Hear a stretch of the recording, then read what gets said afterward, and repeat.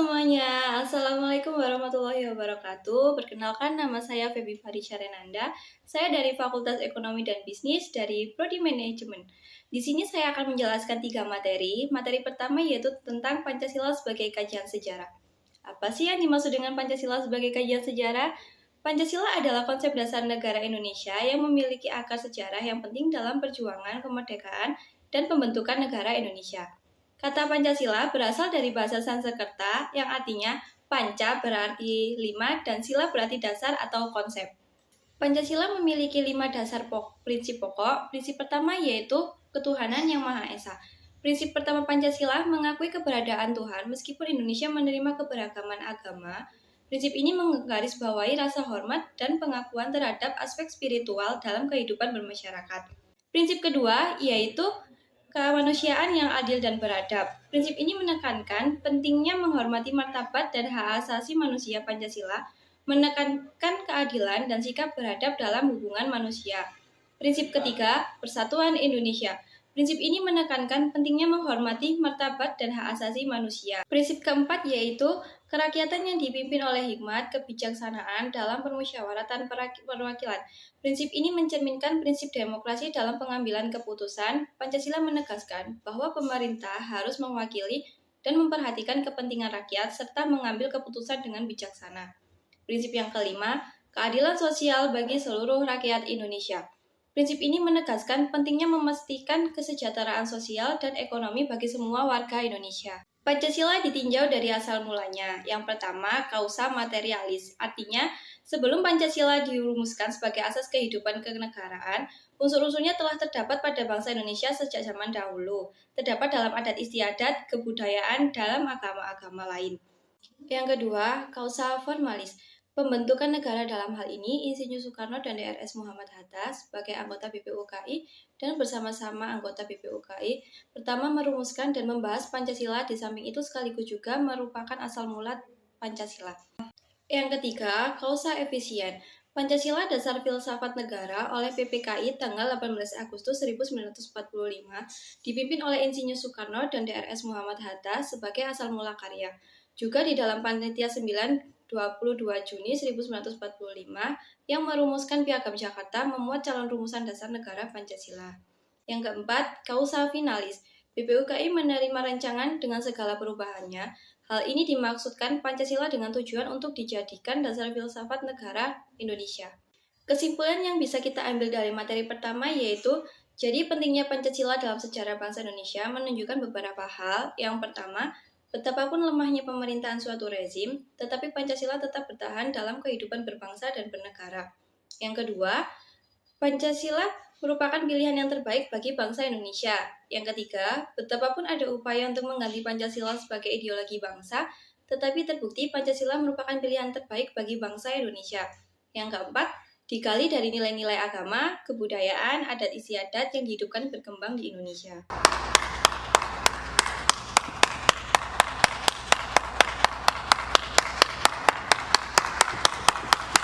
Oke, kita lanjut materi yang kedua, yaitu adalah Pancasila sebagai perspektif ideologi.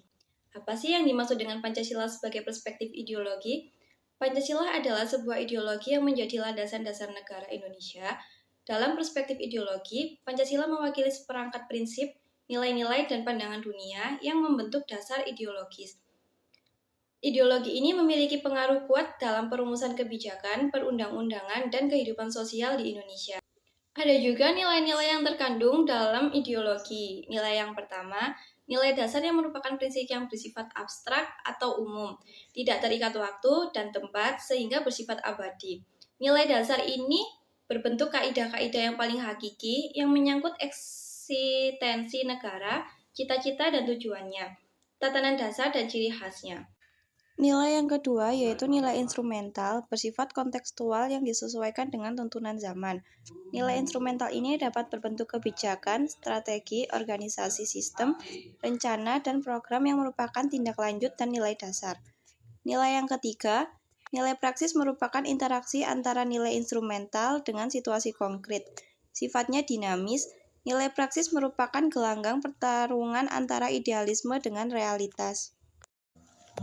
Faktor yang mendorong pemikiran mengenai Pancasila sebagai ideologi terbuka. 1.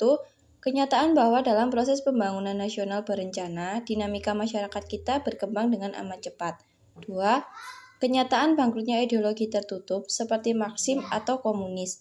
3. Pengalaman sejarah politik kita sendiri di masa lampau sewaktu pengaruh komunisme sangat besar. 4. Tekad kita untuk menjadikan Pancasila sebagai satu-satunya asas dalam hidup bermasyarakat, berbangsa, dan bernegara. Fungsi-fungsi Pancasila sebagai ideologi negara. Fungsi yang pertama, berfungsi untuk mengembangkan sekaligus memelihara identitas Indonesia. Fungsi yang kedua, memberikan pengawasan terhadap setiap perilaku masyarakat, serta bersikap kritis terhadap berbagai macam usaha. Fungsi yang terakhir, mengarahkan seluruh bangsa Indonesia supaya bisa mencapai tujuannya, terutama yang berkaitan dengan cita-cita bangsa dan negara Indonesia. Peran Pancasila sebagai ideologi negara. Peran Pancasila sebagai ideologi negara memberi bimbingan kepada masyarakat Indonesia dalam menentukan sikap dan tingkah laku.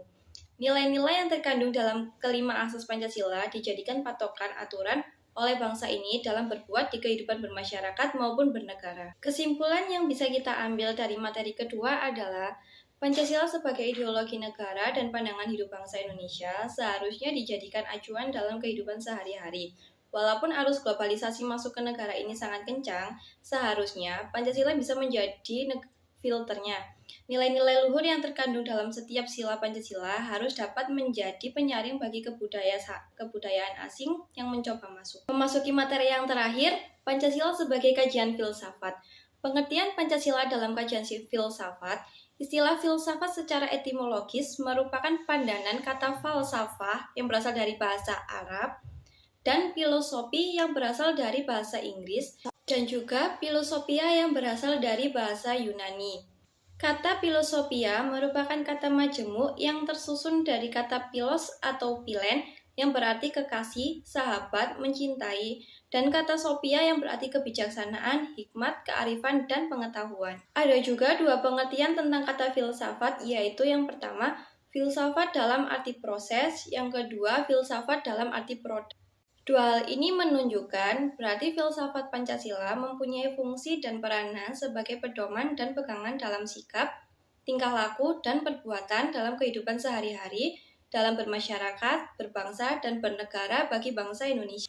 Ada juga tiga landasan Pancasila antara lain yang pertama landasan ontologis Pancasila. Ontologis menurut Aristoteles adalah ilmu yang menyelidiki hakikat sesuatu atau tentang keberadaan atau eksistensi dan disamakan artinya dengan metafisika. Masalah ontologis antara lain, apakah hakikat sesuatu itu? Apakah realitas yang ada tanpa ini suatu realitas sebagai wujudnya, yaitu benda? Apakah ada suatu rahasia di balik realitas itu, sebagaimana yang tampaknya pada makhluk hidup, dan seterusnya. Landasan yang kedua adalah landasan epistemologis Pancasila. Epistemologi meneliti sumber pengetahuan, proses dan syarat terjadinya pengetahuan, batas, dan validasi ilmu. Epistemologi adalah ilmu tentang ilmu atau teori terjadinya ilmu atau kind of kind. Landasan yang terakhir, landasan aksiologis Pancasila sebagai suatu sistem. Filsafat memiliki satu kesatuan dasar aksiologis, yaitu nilai-nilai yang terkandung dalam Pancasila pada hakikatnya juga merupakan suatu kesatuan aksiologi. Pancasila mengandung arti bahwa kita membahas tentang filsafat nilai Pancasila.